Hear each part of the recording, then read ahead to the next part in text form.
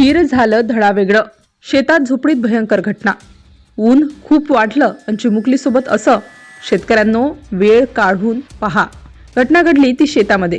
कुटुंब शेतातच मुक्काम करून राहत होतं. शेतामध्ये एक छोटीशी झोपडी उभारण्यात आली होती आणि दिवसभराची कामं आटोपल्यानंतर कुटुंबातील सदस्य रात्री तिथेच झोपत होते. त्या दिवसात उन्हाचा तडाखा खूप वाढला होता. दिवसभर तापलेल्या वातावरणामुळे रात्री सुद्धा उकाडा जाणवत होता.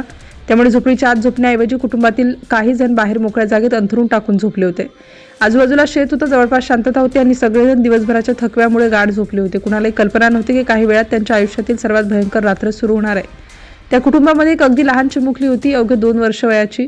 दिवसभर घरच्यांसोबत राहिल्यानंतर रात्री ती आपल्या आईच्या अगदी जवळ झोपली. आईच्या शेजारी झोपलेलं तिचं ते छोटंसं शरीर, चेहऱ्यावर निरागस शांतता, आजूबाजूला झोपलेले घरचे आणि सगळं काही नेहमीसारखं होतं. आईला ही मुलगी अगदी जवळ आहे याची खात्री होती, त्यामुळे ती कोणत्याही काळजीशिवाय झोपली होती. पण मध्यरात्र जसजशी जवळ येत होती तसतशी परिस्थिती बदलत होती. बाहेर अंधार वाढत होता, परिसर शांत होता आणि या शांततेच्या आड एक अशी हालचाल सुरू झाली होती ज्याची चाहूल कोणालाही लागली नव्हती.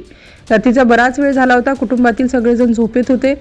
एवढी गाढ झोप होती की आजूबाजूला नेमकं काय सुरू आहे याचा कोणालाही अंदाज नव्हता. अशाच वेळी एक अनोळखी हालचाल त्यांच्या मुक्कामाच्या ठिकाणाजवळ आली. ती हालचाल हळूहळू जवळ येत होती, पण कुणालाही त्याचा आवाज ऐकू आला नाही, कुणालाही संशय आला नाही आणि काही क्षणातच त्या हालचालीने थेट त्या चिमुकलीच्या दिशेने मोर्चा वळवला.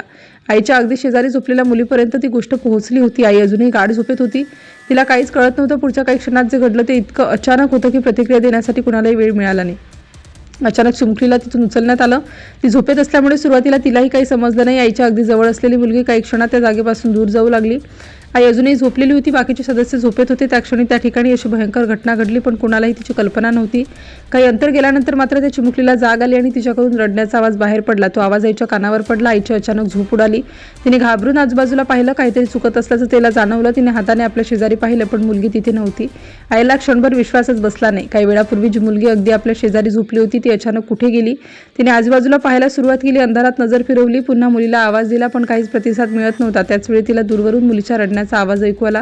आईने घाबरून त्या दिशेने पाहिलं. आता तिच्या लक्षात आलं की मुलगी स्वतःहून कुठेही गेलेली नाही. कुणीही तिला घेऊन गेलं होतं.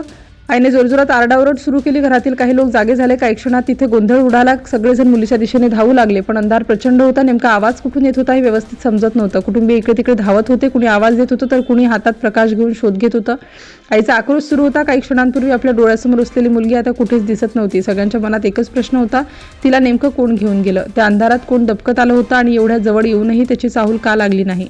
शोध सुरू असतानाच परिस्थिती अधिक गंभीर होत चालली होती. कारण आता फक्त मुलगी गायब झाली होती असं नव्हतं, तर तिच्या जीवाला मोठा धोका निर्माण झाला होता. रात्र पुढे सरकत होती. कुटुंबियांचा शोध सुरूच होता, मात्र त्या काळोखात प्रत्येक पाऊल धोकादायक ठरत होतं. काही अंतरावर शोध घेतला जात होता. आसपासचा परिसर तपासला जात होता, पण चिमुकलीचा काहीही ठावठिकाणा लागत नव्हता.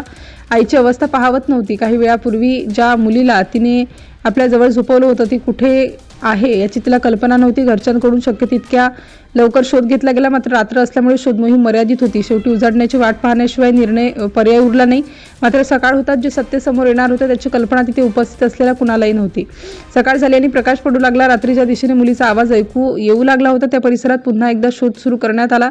आता अंधार होता, त्यामुळे परिसर नीट पाहता येत नव्हता. कुटुंबीय आणि इतर लोक चिमुकलीचा शोध घेत होते. प्रत्येक क्षण आशेचा आणि भीतीचा होता. कदाचित ती कुठेतरी जिवंत सापडेल अशी आशा होती, पण शोध घेताना अचानक काहीतरी दिसलं आणि ते पाहताच सगळ्यांच्या पायाखालची जमीन सरकली. ज्या चिमुकलीचा ते रात्रीपासून शोध घेत होते तिचा ठावठिकाणा अखेर लागला होता, मात्र ती ज्या अवस्थेत आढळली ते दृश्य पाहण्याची कुणाचीही मानसिक तयारी नव्हती. आता हळूहळू या संपूर्ण घटनेमागचं भयंकर सत्य समोर येत होतं. ही साधी घटना नव्हती. रात्री कुणीतरी चिमुकलीला उचलून नेलं होतं आणि तिच्यावर प्राणघातक हल्ला केला होता. तिचा मृतदेह अत्यंत गंभीर अवस्थेत आढळून आला. या घटनेने कुटुंबियांवर दुःखाचा डोंगर कोसळला. अवघ्या 2 वर्षाच्या त्या निष्पाप जीवाचा दुर्दैवी अंत झाला होता, पण अजूनही एक प्रश्न बाकी होता. हा हल्ला नेमका कुणी केला होता? रात्रीच्या अंधारात एवढ्या जवळ येऊन चिमुकलीला उचलून नेण्याची ताकद कुणामध्ये होती? आणि सर्वात महत्त्वाचं म्हणजे एवढा मोठा धोका जवळ असूनही कुटुंबाला त्याची चाहूल का लागली नाही? या प्रश्नाचं उत्तर समोर आलं आणि संपूर्ण परिसर हादरून गेला. हा प्रकार माणसाने केलेला नव्हता. रात्रीच्या अंधाराचा फायदा घेत एक हिंस्त्र वन्य प्राणी त्या ठिकाणी आला होता. त्याने झोपलेल्या चिमुकलीला उचलून नेलं होतं. आईला मुलीच्या रडण्याचा आवाज ऐकू आल्यानंतर ती जागी झाली, पण तोपर्यंत खूप उशीर झाला होता. त्या वन्य प्राण्याने चिमुकलीवर जीवघेणा हल्ला केला होता आणि याच हल्ल्यात त्या 2 वर्षाच्या चिमुकलीचा दुर्दैवी अंत झाला. म्हणजे सुरुवातीला ज्याबद्दल कुणालाही काहीच कळत नव्हतं, ज्यामुळे संपूर्ण कुटुंब अंधारात मुलीचा शोध घेत होतं, त्या भयंकर घटनेमागे बिबट्या असल्याचं समोर आलं. घटना समोर आल्यानंतर संबंधित यंत्रणेला माहिती देण्यात आली. वन विभागाचे कर्मचारी घटनास्थळी पोहोचले. परिसराची पाहणी करण्यात आली. पंचनामा करण्यात आला आणि हल्ला करणाऱ्या बिबट्याचा शोध घेण्यासाठी मोहीम सुरू करण्यात आली. कारण हा बिबट्या पुन्हा याच परिसरात येण्याची शक्यता नाकारता येत नव्हती.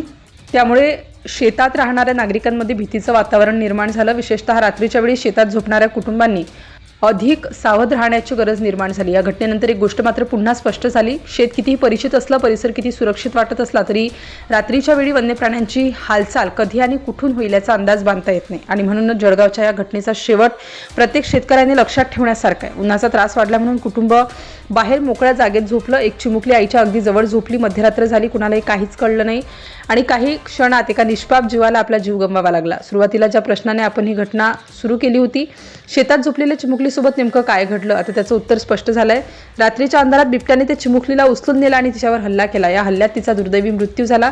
ही घटना केवळ एका कुटुंबाच्या दुःखाची कहाणी नाही, तर शेतात राहणाऱ्या प्रत्येक कुटुंबासाठी एक मोठा इशारा आहे. त्यामुळे शेतकऱ्यांनो, रात्रीच्या वेळी लहान मुलांची विशेष काळजी घ्या. परिसरात पुरेसा प्रकाश ठेवा आणि वन्य प्राण्यांची हालचाल जाणवल्यास तातडीने संबंधित यंत्रणेला माहिती द्या, कारण काही क्षणांची बेफिक्री आयुष्यभराचं दुःख देऊन जाऊ शकते.